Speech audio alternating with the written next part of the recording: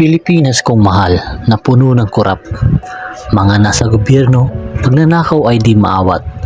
Mga walang pakialam sa kapwa Pilipino. Ang mahalagay magkamal ng salapit, bulsa ay mapuno.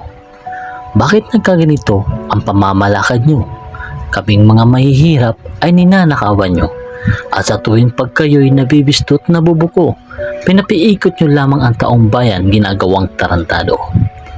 Habang kami ay lubog sa baha, kayo na may nagpapakasasa sa ninakaw na kaba ng bayan na milyon-trilyon ang nakukuha.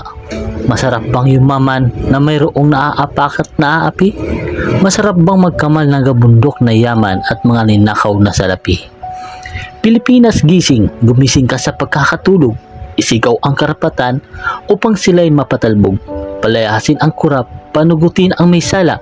Ang mga magnanakaw sa bayan ay dapat na mawala.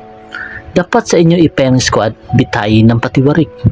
Dahil ang tulad yung mga nagkatawang tao na demonyo, sa halip na mamuno ng maayos, kapangyarihan ay inabuso.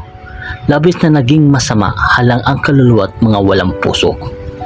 Pilipinas kong mahal, nahitik sa yaman at ganda. Ngayon pinamumunuan ng maraming buwaya. Sa yaman at salapi ay labis-labis na nahalina, hangad ay magpayaman kahit bayan ay maging maralita. Sumigaw ka o bayan ko, bandila mo'y iwagayway.